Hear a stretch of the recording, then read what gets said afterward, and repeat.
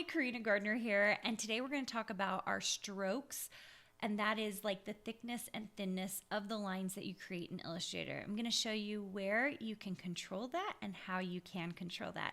But first, I want to make sure you knew about my free webinar called Make Money Doing Something Creative. Go check that out on my website at karinagardnercourses.com. You also might want to check out my newest design bootcamp. So check out 4 times. It's a whole week, 5 days, live with me, and we go over so much. It's amazing. And if you've been thinking about trying to get into the design gig and want to see what kind of strategies I've used to make money, I think you'll really like it. You can find that also at karinagardnercourses.com.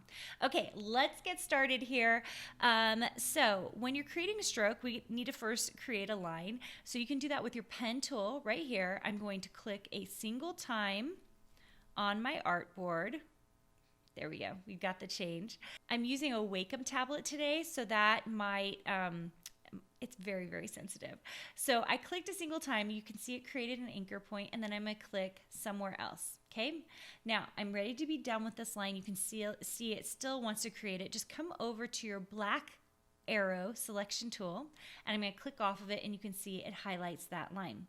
Now you can see that line is very thin. It is the color that I put on here. Now, right now you'll notice it is a fill only. And so that's why this line looks especially thin, okay? If I wanted to make sure that line showed up as a stroke, I need to swap my fill and stroke right here, like this, okay?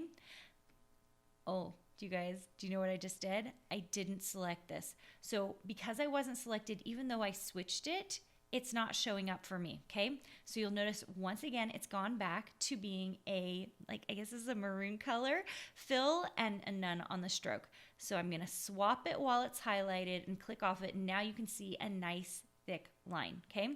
If for some reason, I'm gonna click on this, you have a white, I'm gonna select this, a white fill and a black stroke, what I want you to do is take your little none sign right here. It's got a little red line right through the center of that square. I want you to make sure your fill is forward. So it's the one forward. So you click on it to make sure it's forward.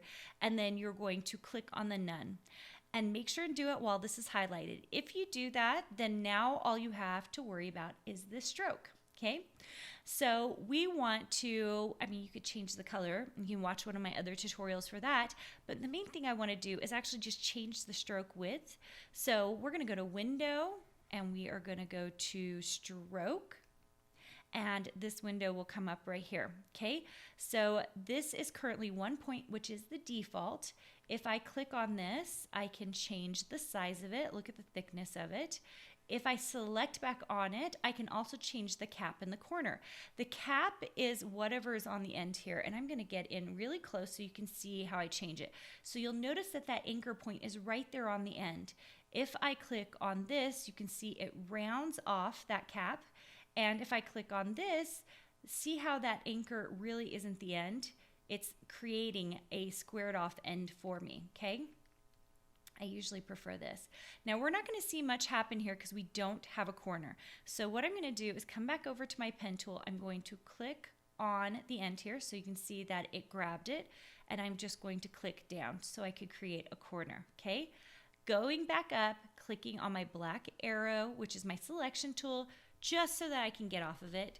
Now make sure you're selected on it. You can see I just kind of run my mouse or my Wacom tablet pen over this to make sure it's selected. And then now I can play with the corner. So you can change it to a round joint. You see how that rounds that out nicely. Or you can change it to do they call it mitered? Oh, they call it a beveled. So a beveled joint right there. So that is the way you change that. You can, of course, also do a dashed line right here, and you can change that dash by changing this number. So I like 3. I use 3 a lot. You can see the thickness matters as well. So if I change the thickness, it will change the size of that. There are a lot of different things you can do with just this stroke window. This tool, Illustrator, is so powerful. So if you have been interested in this, okay, make sure and play around with the strokes here while you're working on your design work. Or if you're just getting ready and new to Illustrator, just play around with that pen tool, make a bunch of things, and then mess around with the strokes and see what you come up with, okay? Make sure and check out that free webinar and design bootcamp at karinagardnercourses.com, and I will see you soon.